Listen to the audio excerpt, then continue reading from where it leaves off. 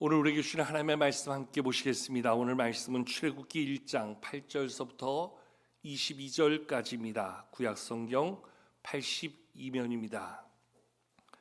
출애굽기 1장 8절서부터 22절까지 좀 길지만 오늘 제가 봉독하겠습니다. 요셉을 알지 못하는 새 왕이 일어나 애굽을 다스리더니 그가 그 백성에게 이르되 이 백성 이스라엘 자손이 우리보다 많고 강하도다.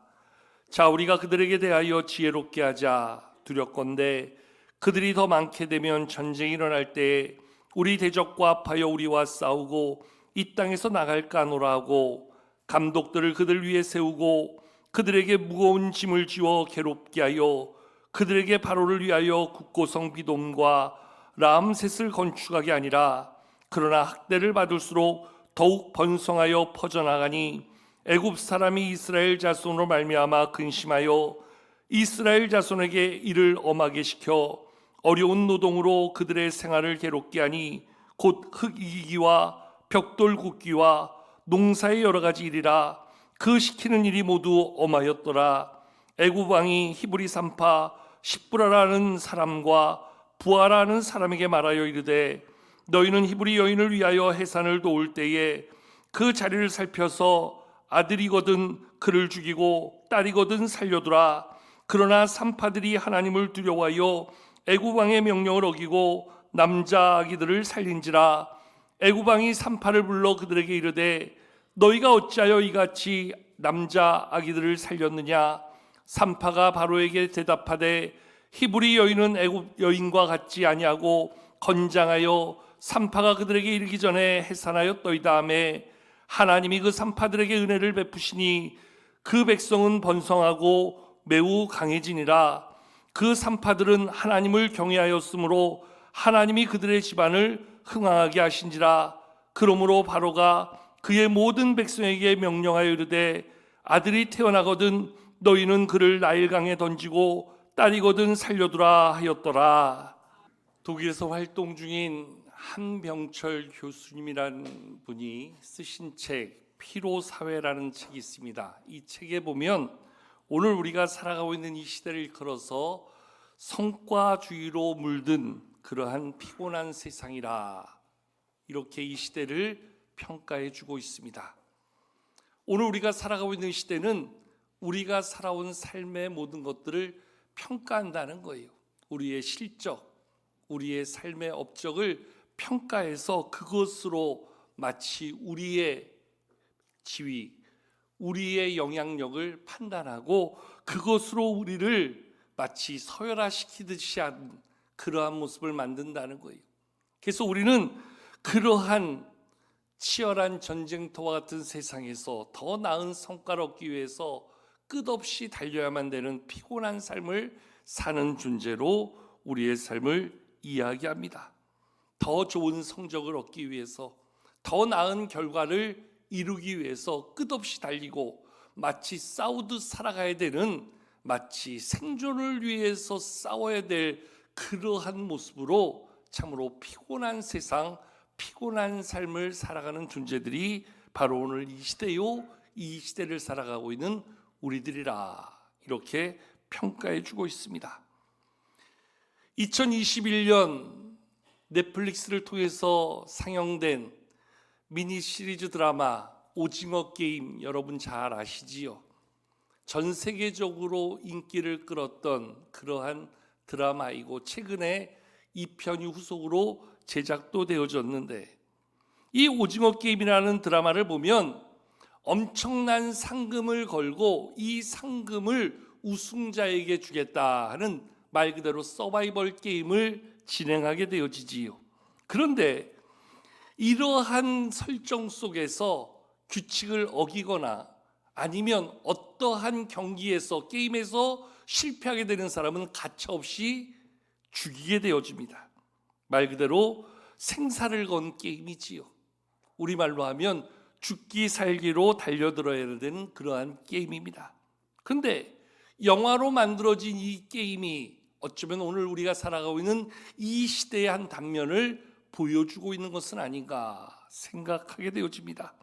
치열한 경쟁 속에서 살아남기 위해 우리는 한순간도 쉼없이 달려가야 되고 마치 생존을 위해 살아야 되는 모습이 마치 게임장에 있는 모습처럼 오늘 우리의 삶을 그렇게 만들어가게 한다는 거예요.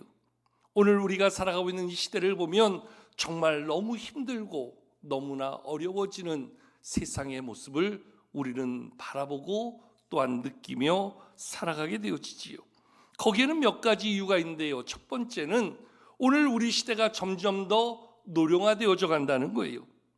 이 세상이 노령화되어진다는 것은 그만큼 생산적 인구가 줄어든다는 거예요.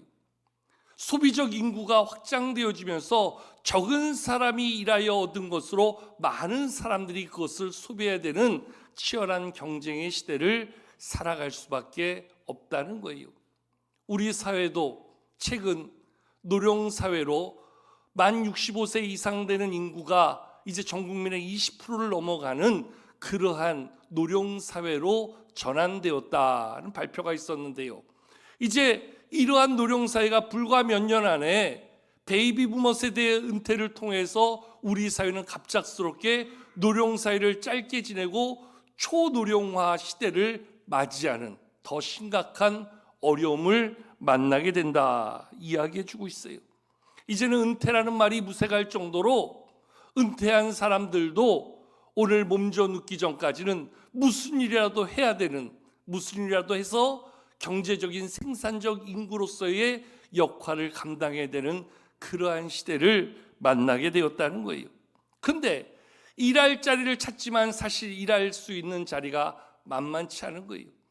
점점 더 사회 환경은 자동화 시스템으로 바뀌어져 가고 요즘 인공지능 AI 로봇들의 개발로 인해서 과거에는 수백 명, 수천 명이 하던 일들을 이제는 기계 하나가 감당하고 그 일을 다룰 수 있는 관리자 한두 명이면 수백 명의 일을, 수천 명의 일을 대신할 수 있는 그러한 일들이 벌어지다 보니까 어느 날 갑자기 수백 명, 수천 명의 일자리가 사라지는 겁니다.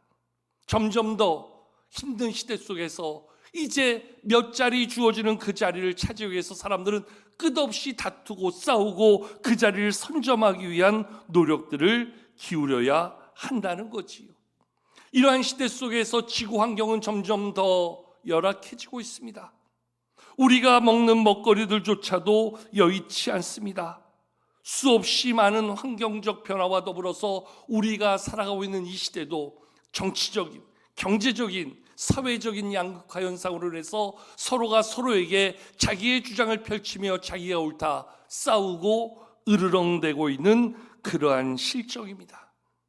이러한 시대 속에서 우리의 몸은 점점 더 병들어가고 육체적인 건강의 문제만이 아니라 우리의 마음의 병도 심해져서 많은 사람들에게 우울감이 나타나고 여러 가지 정신적 공황 상태가 발생하는 심각한 육체적, 정신적 고통에 빠져들게 됩니다.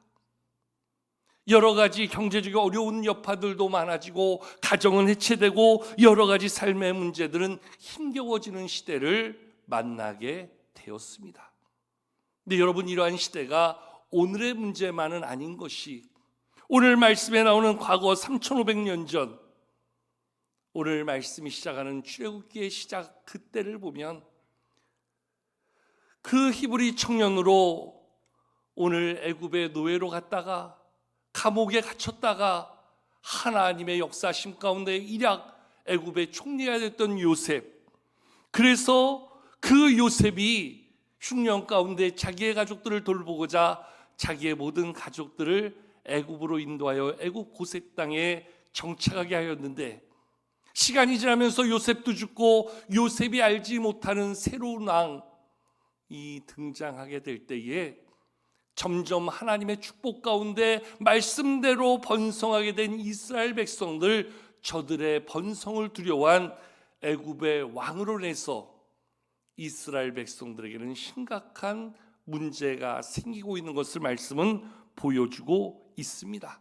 근데 이러한 문제는 당시에 이스라엘 백성들의 문제만 아닌 것이 오늘 그 이스라엘 백성들의 번성을 바라보면서 가장 먼저 위기를 느꼈던 사람은 바로 애굽 왕이었습니다.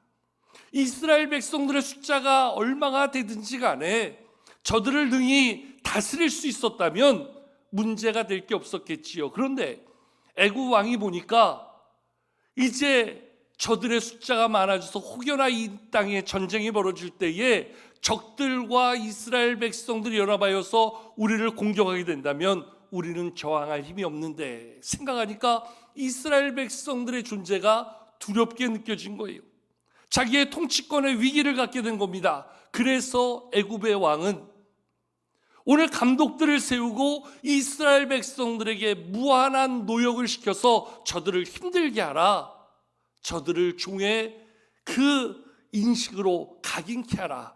이러한 명령을 내리게 됩니다.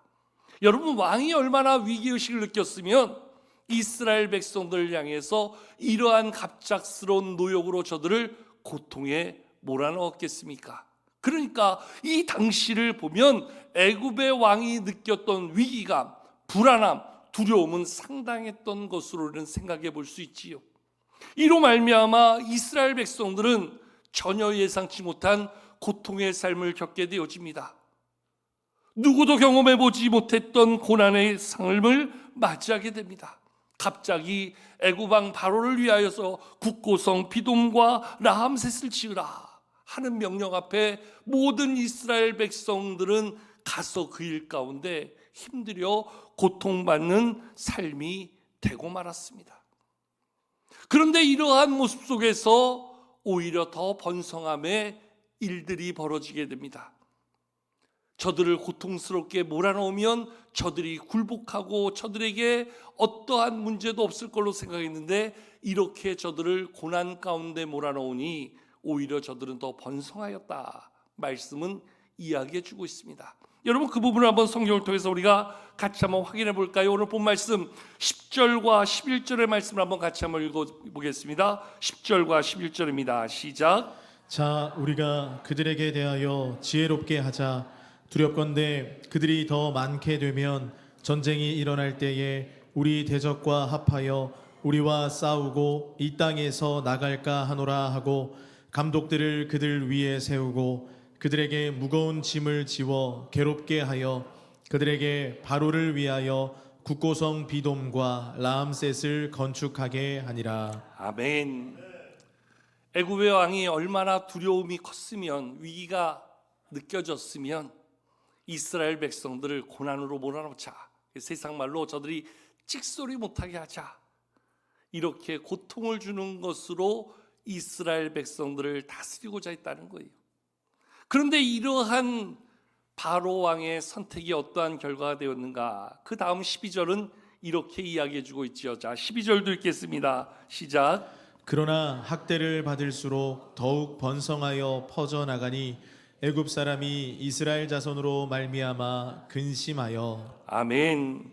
오늘 여기에 보니까 학대를 받을수록 더욱 번성하여 퍼져나갔다. 그래서 이제는 애굽 왕 바로만이 아니라 애굽 사람이 이스라엘 자손으로 말미암아 근심하게 되었다 이야기해 주고 있습니다. 그만큼 근심이 더 커지게 됐다는 거지요. 그래서 애굽의 왕은 이렇게 해서 끝날 문제가 아니구나, 그 두 번째 계획을 세우게 됩니다. 그 두 번째 계획은 그 이스라엘 백성들, 히브리인으로 태어나는 사내 아이들은 다 죽이자, 그래서 그들을 없애자, 이러한 목적을 가지고 히브리 산파를 불러서 여인들이 아이를 출산할 때 사내 아이면 다 그 자리에서 죽여 나일강에 던져버리게, 아주 잔인한 모습을 만들게 되지요. 자, 그 부분을 또 한번 읽어보실까요? 16절 말씀 한번 같이 한번 읽겠습니다. 16절입니다. 시작. 이르되 너희는 히브리 여인을 위하여 해산을 도울 때에 그 자리를 살펴서 아들이거든 그를 죽이고 딸이거든 살려두라. 아멘. 얼마나 잔인한 모습입니까? 귀한 생명을 태어나자마자 사내 아이라는 이름으로 그 아이들은 무참하게 죽임을 당해야 되는 그러한 모습을 만나게 된 것입니다. 그 아이들에게도 비극이고 그 아이를 잉태한 그 산모나 가족들에게는 얼마나 큰 고통의 슬픔의 시간이었겠습니까? 아이를 품고 10달을 기다려서 그 아이를 만날 그 설레임에, 그래서 태교를 하면서 아이를 기다리는 산모에게 오히려 그 10달은 두려움의 시간입니다. 걱정의 시간입니다. 혹시라도 내가 아들을 낳게 돼서 그 아들을 잃게 되면 어떻게 하나. 얼마나 불안한 시간이겠습니까? 그러니까 한 나라의 왕도 그렇습니다. 지금 이스라엘 백성들도 그렇습니다. 이스라엘 백성들로 인해서 애굽 사람들도 그렇습니다. 상호간에 서로를 돌보지 못하는 이러한 삶의 고통이 서로에게 악순환이 되어지고 있는 시대를 우리는 바라보게 되어지는 것이지요. 근데 여러분, 사실 이러한 이 이스라엘 여인들의 그 고통은 오늘 애굽 시대에도 있었지만 예수님 당시에도 있었던 것 아시지요? 동방의 박사들이 별을 따라와서 예루살렘으로 가서 헤롯의 왕궁에 가서 유대인의 왕으로 나신 이가 어디 있느냐 이렇게 물어보게 되자 헤롯 왕이 깜짝 놀랍니다. 유대의 왕이 난데 또 다른 유대의 왕이 났다고 하니까 자기의 왕권을 잃게 되는 심각한 위기감을 느끼게 되는 것이지요. 그래서 동방의 박사들에게 물어보니까 그 아이가 베들레헴에서 난다 하는 정보를 듣게 되고, 그리고 그 정보에 따라서 베들레헴에서 태어난 2살 이하의 사내 아이들, 또 태어난 아이들을 모두 다 죽이라 명령하게 되어지지요. 그때 아이를 잃은 여인의 슬픔을 말씀은 예레미야 선지자의 예언을 통해서 이렇게 마태복음 2장 17절과 18절에서 이야기하고 있는데요. 이 여인의 슬픔을 우리가 한번 같이 읽어보실까요? 마태복음 2장 17절 18절 우리 화면을 보면서 같이 한번 읽겠습니다. 시작. 이에 선지자 예레미야를 통하여 말씀하신 바 라마에서 슬퍼하며 크게 통곡하는 소리가 들리니 라헬이 그 자식을 위하여 애곡하는 것이라. 그가 자식이 없으므로 위로받기를 거절하였도다 함이 이루어졌느니라. 아멘. 라헬이 그 자식을 위하여 애곡하는 것이라. 그가 자식이 없으므로 위로받기를 거절하였도다. 위로받기를 거절할 정도로 그 마음의 슬픔이 컸다는 것을 이야기하고 있습니다. 이것은 바로 오늘 말씀에 나오는 그 애굽에서 있었던 고난의 시대의 아픔도 동일하였다 하는 사실을 우리가 느껴볼 수 있지요. 왕은 왕대로, 이스라엘 백성들은 이스라엘 백성들대로, 또한 애굽의 사람들은 애굽 사람대로 모두가 다 각자의 고통을 끌어안고 사는, 두려움과 염려와 근심 가운데 빠져 살 수밖에 없는 그러한 상황의 시대임을 말씀은 우리 가운데 보여주고 있습니다. 자기를 지키기 위해서 상대방의 자기를 빼앗고 나의 자리를 지키기 위해서 상대방의 생명을 허물어뜨려야만 되는 그러한 고난의 시대를 오늘 말씀이 우리 가운데 보여주고 있습니다. 오늘 우리의 시대와 별반 다르지 않게 얼마나 우리는 피곤한 사회를 어려운 시대 가운데 살아가고 있는가. 오늘도 마치 우리는 피자 파이를 한쪽으로 내가 더 차지하기 위해서 상대방의 것을 가져와야 되는, 상대방과의 경쟁에서 이겨야 되는, 상대방을 굴복시키고 그 자리를 내가 차지해야 되는 치열한 경쟁 속에 살아야 되는 그러한 시대 속에서 살아가고 있는 우리의 모습을 바라보게 되어지지요. 어느 누구 하나 위로받을 수 없는, 어느 누구 하나 위로의 손길을 경험할 수 없는 그러한 시대 속에 살아가고 있는 오늘 애굽의 또한 이스라엘 백성들의 삶을 보게 되어지고 오늘 우리 시대의 고통을 보게 되어지지요. 그런데 오늘 말씀을 가만히 보면 이 고난의 시대에도 자기의 생명을 바쳐가면서 위로자로, 돌봄자로 살았던 사람들을 보게 되어집니다. 그들은 바로 히브리, 산파, 십브라와 부하입니다. 저들은 여인들의 출산을 도와서 아이들을 낳는 일에 그 역할을 감당하던 산파들이었습니다. 당시 애굽 왕의 명령에 따라서 그 이스라엘 백성들의 사내 아이들은 나는 순간 족족 죽여야 되는, 살인을 자행해야 되는 큰 어려움 가운데 서야 했던 자들이었습니다. 그런데 오늘 저들은 왕의 명령을 무시하면서까지, 왕의 명령을 무시한다는 것은 죽을 수도 있는 위협 아니겠습니까? 근데 왕의 명령을 무시하면서까지 이 아이들을 살리는 일에 저들의 모습을 드러냅니다. 이유는 저들은 하나님을 두려워했기 때문이라. 오늘 말씀은 이야기해 주고 있습니다. 자, 오늘 본문 17절 말씀도 한번 같이 읽겠습니다. 시작. 그러나 산파들이 하나님을 두려워하여 애굽 왕의 명령을 어기고 남자 아기들을 살린지라. 아멘.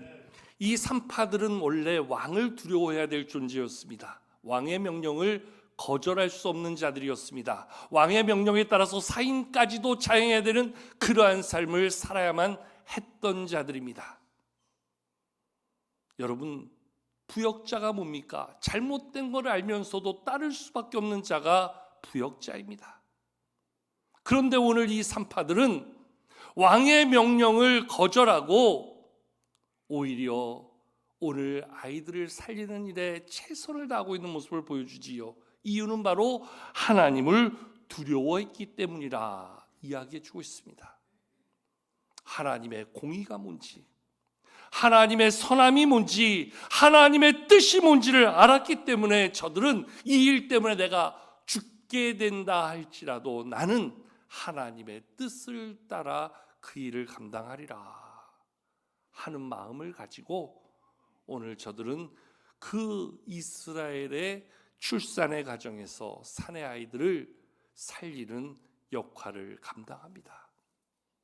아들을 낳았다는 그 사실을 알게 되는 순간 그 엄마들은 얼마나 비통에 빠지겠습니까? 아이를 낳는 고통을 속에 아이를 낳았는데 아이가 사내입니다 하는 순간 저는 죽었구나 할 그때에 산파의 도움으로 그 아이를 살릴 수 있게 된 것 얼마나 감사한 일입니까? 아마 이 산파들에 의해서 그때 가장 큰 절망 가운데 있어야 됐던 이 산모들 히브리 여인들은 최고의 감사와 기쁨을 누릴 수 있게 되지 않았는가? 그렇다고 한다면 오늘 고통 가운데 처하게 된 이 이스라엘 백성들, 그 슬픔을 당한 가정들을 보듬는 일에 이 산파의 역할, 산파의 손길은 얼마나 귀한 돌봄의 손길이었겠는가? 우리는 그 모습을 예상해 볼 수 있으리라 생각합니다. 인생은 누구나 다 문제 앞에서 두려움을 갖게 돼 있습니다. 나의 만남 문제 앞에서 두려워 떨 때 누군가 나에게 손을 내밀어 그 손을 잡아주고 나에게 위로자가 되고 격려자가 되어진다면 그 손길이 얼마나 큰 사랑의 손길로 다가오겠습니까? 누가복음 10장에 보면 한 강도 만난 사람의 이야기가 나오지요. 어떤 사람이 길에서 강도를 만나 가진 모든 것들을 빼앗기고 두들겨 맞아 죽을 지경에 처하게 되었다. 예수님이 이야기합니다. 그때 그 길을 제사장이 지나갑니다. 레위 사람이 지나갑니다. 그런데 거들떠보지도 않고 가게 됩니다. 그런데 그 뒤에 한 사마리아 사람이 나와서 그 길을 지나가다가 이 강도 만난 사람을 돌아보게 됩니다. 다가가서 그의 상처난 부위를 바라보고 자기의 가진 것으로 그를 치료해 줍니다. 자기의 바쁜 시간들을 내려놓고 자기의 가진 것들을 다 소비하면서까지도 이 사람을 도와줍니다. 그리고 지금의 병원이라 이야기하는 당시의 여관으로 이를 데려가서 이 사람의 치료를 맡기며 가진 것으로 그 사람의 치료를 도와줍니다. 그리고 혹시나 돈이 더 들게 되면 내가 책임지고 갚아주겠다 보증까지 쓰면서 그 일을 자처하여 감당합니다. 강도 만나 죽을 수밖에 없던 자가 이 사마리아 사람으로 인해서 살게 되는 큰 은혜를 얻게 되어지지요. 이야기를 전한 후에 예수님께서 제자들에게 묻습니다. 누가 강도 만난 자의 이웃이냐? 이때 제자들이 자비를 베푼 자라 이야기합니다. 그러자 예수님이 다시금 제자들에게 하시는 말씀이 가서 너희도 이와 같이 하라 말씀해 주고 있습니다. 어쩌면 오늘 우리가 살아가는 이 시대는 모두가 다 강도 만난 자처럼 살잖아요. 예상치 못한 사고들, 사건들, 문제들, 누구도 상상할 수 없는 어려움들로 인해서 얼마나 많은 어려움이 우리에게 닥치며 얼마나 많은 슬픔과 고통이 우리를 힘들게 합니까? 최근에도 항공기 사고로 인해서 상당한 사람들이 슬픔을 겪어야 되는 그러한 어려움을 당하게 되었습니다. 우리의 주변의 곳곳에서 들려오는 여러 사람들의 위기와 어려움의 소식들을 듣게 되어집니다. 질병으로 고통받고 신음하는 이들을 바라보게 되어집니다. 그들 가운데 누가 진정한 저들의 위로자가 되어 이 시대의 영적인 산파의 역할을 감당할 수 있어야 되겠습니까? 여러분, 도울 자가 없어서 슬퍼하며 낙심하는 이들이 얼마나 많이 있습니까? 그런데 오늘 그들을 향하여 너희가 이 시대의 산파가 되라. 오늘 그 명령을 하나님이 교회에게 주신 겁니다. 그 명령을 성도된 우리들에게 주신 겁니다. 과거의 한국교회는요, 나라를 빼앗긴 이 땅의 아픔을 끌어안고 많은 분들이 나라를 되찾기 위해서 생명 걸고 싸웠잖아요. 그 일 가운데 많은 목사님들이, 장로님들이, 성도들이 앞장서 그 일 가운데 생명 걸고 싸웠잖아요. 교회가 이 땅에 병원을 짓고 학교를 짓고 고아원을 짓고 어려운 시대를 전쟁의 난리통 가운데 이 땅을 보듬어가는 일에 앞장서 그 일을 감당했잖아요. 그런데 어느 순간서부터 교회가 그러한 모습을 잃어가게 되었습니다. 그러한 사명을 잃어가게 되었습니다. 그러한 아픔을 잃어가게 되었습니다. 교회의 영향력이 점점 이 사회에 흐려지게 되었습니다. 과거에 칭찬받던 교회와 성도들은 세상으로부터 손가락질을 당하고 참으로 부끄러운 존재로 평가받는 모습이 되고 말았습니다. 수많은 목사님들의 잘못된 모습들, 수많은 성도들의 잘못된 모습들, 수많은 교회들의 잘못된 모습들로 인해서 이제는 세상 사람들에게 존중받지도 인정받지도 못하는 존재가 되었고 오히려 손가락질을 당하고 선한 영향력을 잃어버린 교회가 되었습니다. 어려움을 만난 시대에 세상을 돌보는 자로, 세상을 섬기는 자로 상처당한 자들의 손을 잡아주라 세워진 교회가, 성도가 그 역할을 잃어버리게 되었습니다.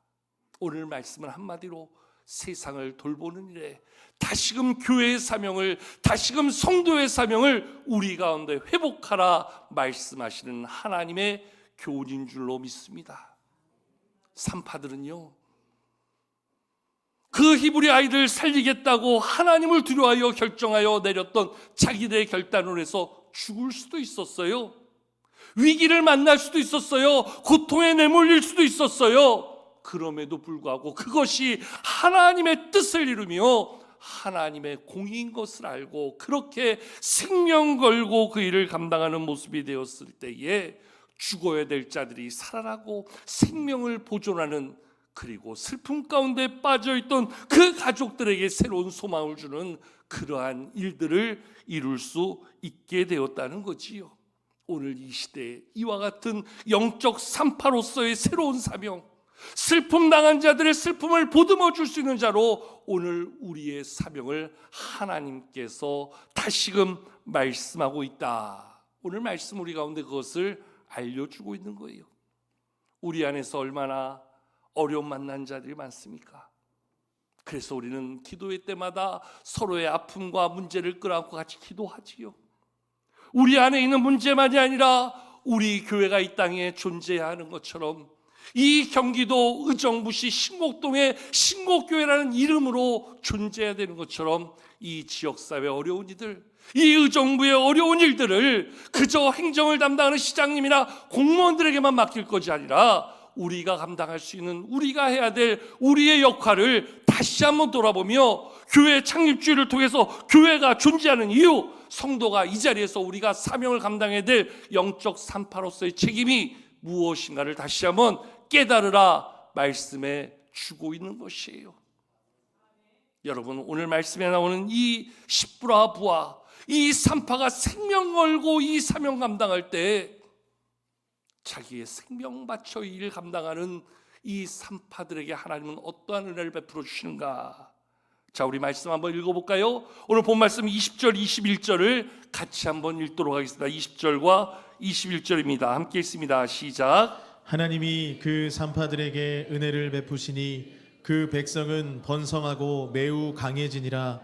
그 산파들은 하나님을 경외하였으므로 하나님이 그들의 집안을 흥왕하게 하신지라. 아멘.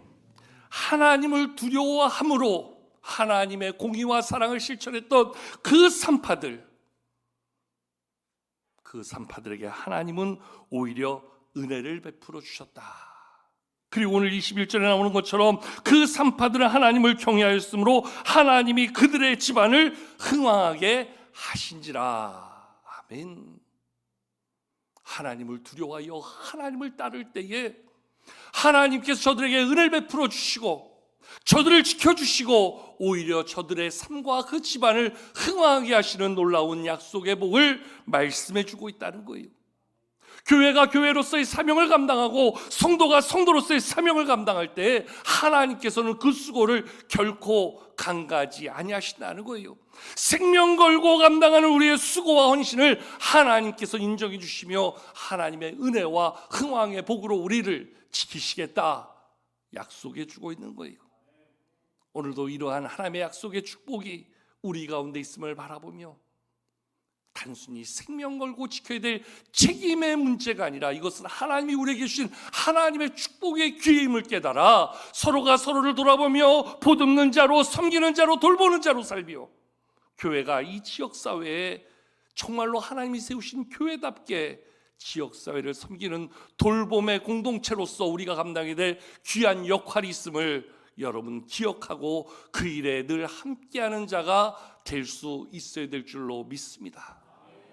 앞서도 제가 잠깐 헌금 이야기를 했지만요, 헌금 내라고 하니까 그래 내야지, 죄송한 표현이지만 마지못해 내야지, 그래 내가 장로고 권사고 안수집사고 집사인데 내야지, 이게 아니라는 거예요. 우리 교회에게 주신 사명을 내가 감당하겠습니다. 내 몫의 사명을 내가 감당하겠습니다. 그래서 내가 헌금하는 거예요. 그 헌금 가지고 지역사회 섬기는 거예요. 우리 이웃들을 돌아보자는 거예요. 나도 어렵지만 나도 힘들지만 나보다 더 어려운 자들을 내가 하나님의 마음으로 섬기겠습니다. 그 마음 때문에 헌금하는 거예요. 여러분, 우리가 하나님 앞에 우리의 생명 걸고 일하면 우리를 책임져 주시는 분이 하나님이라 말씀해 주고 있잖아요. 내가 너에게 은혜를 주리라, 내가 너희의 집안을 흥왕하게 하리라. 오늘 하나님의 준엄한 약속이 우리 가운데 있음을 바라볼 줄 아는 지혜가 우리 가운데 있기를 축복합니다. 교회의 존재 이유, 성도의 존재의 목적이 무엇인가를 알고 우리가 그 사명 앞에 나아갈 때에 오늘 우리를 통해서 하나님이 역사하시고 은혜 주시는 놀라운 일들이 있게 될 줄로 믿습니다. 오늘 우리 시장님 오신다고 제가 의도해서 말씀을 준비한 건 아닙니다. 그런데 오셨으니까 제일 가까운 자리에 앉아 계시니까 시장님께도 제가 부탁드립니다. 하나님을 두려워하시고 하나님의 공의를 가지고 의정부시를 잘 섬겨주시기 바랍니다. 어려운 자들, 연약한 자들, 힘든 자들을 돌아봐 주시고 그러한 마음으로 의정부를 섬기실 때 우리 하나님께서 시장님 또 우리 의정부시에 또 모든 공무원들 가운데 큰 은혜를 주시고 흥왕의 복을 주실 줄로 믿습니다. 꼭 부탁드립니다. 하나님께서는 우리에게 귀한 사명을 주셨습니다. 그 사명을 가지고 살 때 우리는 사명자가 될 수 있고 사명을 가진 교회가 될 줄로 믿습니다. 그 일을 가지고 이제 44살의 교회답게 그 사명, 그 역할을 잘 감당하는 우리 교회 될 수 있도록 모든 공동체 구성원들 모두가 그러한 거룩한 사명으로 나가는 우리 모두가 될 수 있기를 축복합니다. 하나님께서 그러한 마음 가지고 사는 자를 복 주시고 은혜로 채우시리라 약속해 주고 있습니다.